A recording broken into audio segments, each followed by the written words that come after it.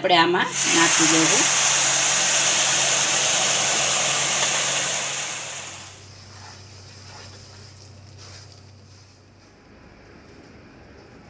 દબાવી દઈશું.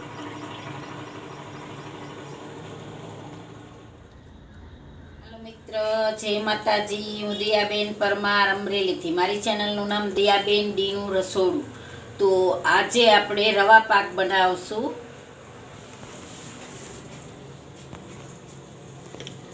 તો રવા પાક બનાવવા માટે આપણે આ 1 વાટકો રવો લીધો છે.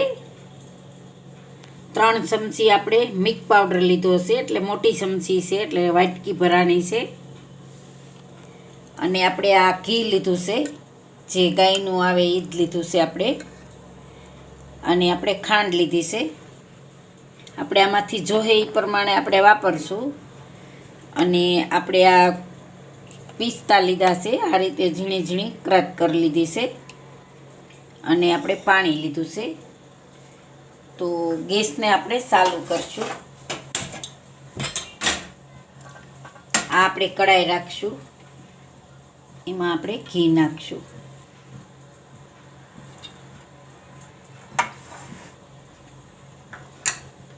તો ઘીને થોડું ગરમ થવા દેવું આપણે.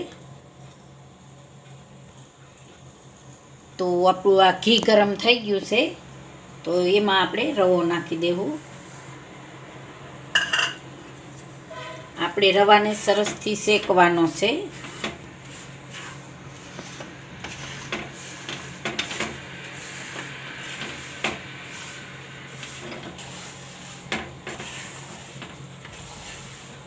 તો રવાને આપણે સરસથી શેકી લેવું.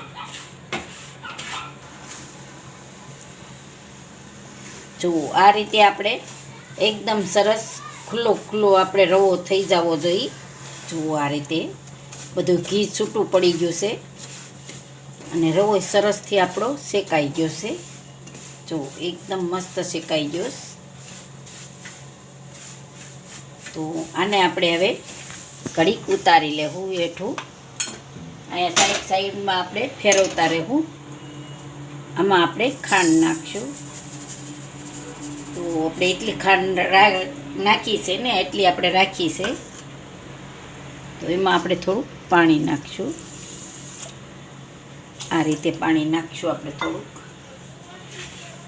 અને આને આપણે ફેરવતા રહેવું. તો એકદમ સરસ જો ઘી બધું છૂટું પડી ગયું છે. આ ગરમ હોય એટલે આપણે આને હલાવતું રહેવાનું, તો નીચે આમાં દાજે નહીં એમ.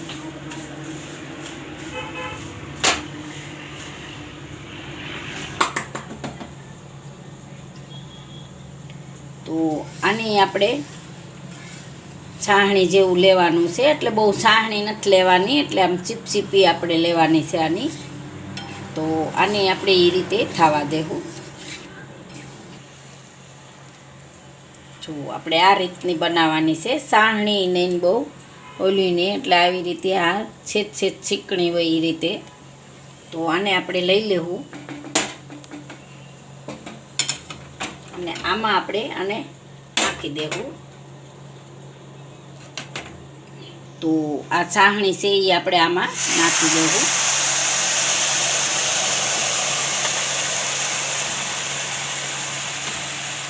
આપણે આને હલાવતા રહેવું. એકદમ સરસ દાણાદાર થઈ જાય.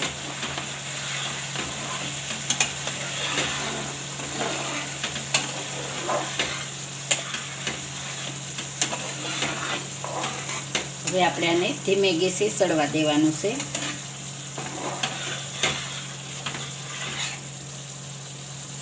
હવે આપણે આ મિલ્ક પાવડર છે એ નાખી દેવું.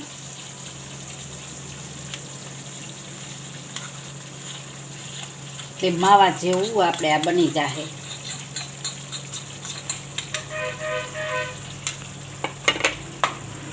સરસથી બધું હલાવી લેવું.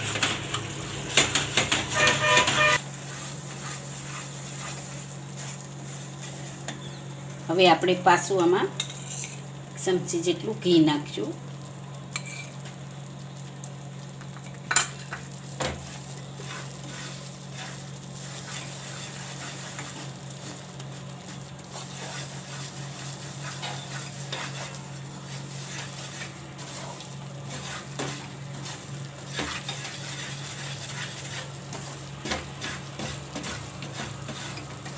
ગાયને છૂટું પડી જાય ને ત્યાં લગી આપણે આને રાખવાનું છે.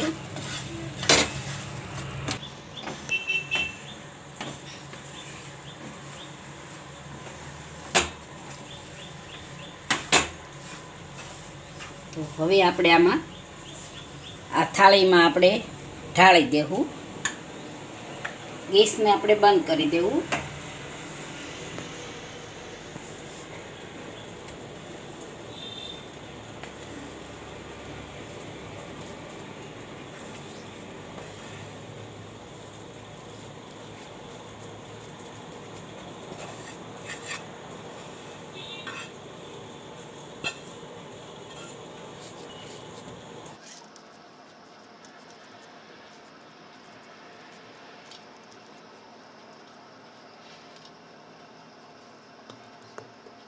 ચમચી ઘીવાળી કરીને આ રીતે આપણે સરસથી બધું બેહાડી દેવું. સરસથી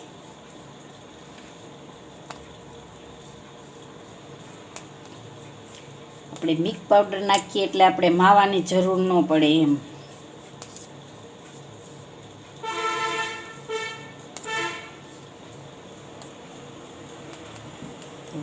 હવે આપણે આને ઠરવા દેવું. 10 મિનિટ જેવું આપણે આને ઠરવા દેવું. તો હવે આપણે આ પિસ્તા ઉપર નાખી દેવું. વેરી દઈશું સરસથી આ રીતે.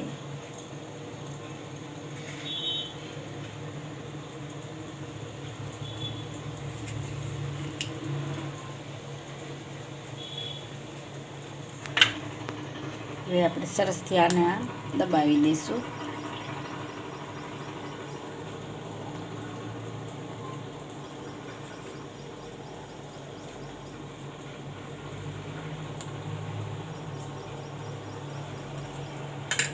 હવે આપણે આને ઠરવા દેવું.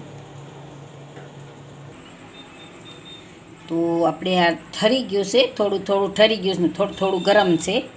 તો હવે આપણે આના પીસ પાડી લેવું.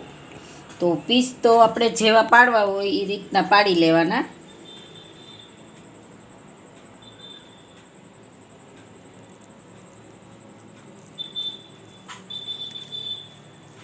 આપણે આ રીતે પીસ પાડી લેવું.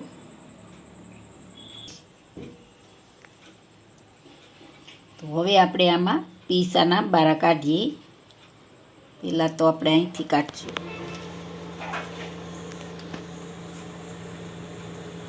તો આપણે આ પીસ આ રીતે બધાય પાડી લેશું, લઈ લેશું. એકદમ સરસ પીસ પડી ગયા છે આપણા. તો આપણે ડાયરેક્ટ આમાં જ મેકશું. તો આપણે આમાં સર્વ કરશું.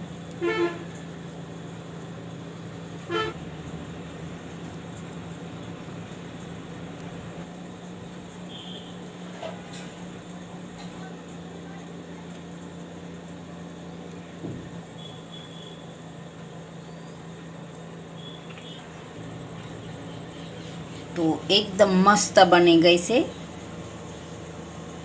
જો એકદમ સરસ બની ગઈ છે. આમાં આપણે માવાનો નાખ્યો એટલે મિલ્ક પાવડર નાખ્યો એટલે સરસ માવા જેવું કણિયું કણિયું થઈ ગયો છે. તો એકદમ સરસ બની ગયો છે આપણા રવા પાક. તો તૈયાર છે આપણો રવા પાક. જો મારી રેસીપી પસંદ આવે તો લાઈક કરજો, શેર કરજો અને સબસ્ક્રાઈબ કરજો. બેલ આઇકન જરૂર દબાવજો. કોમેન્ટ કરીને કહેજો કે તમને કેવો લાગ્યો રવા પાક.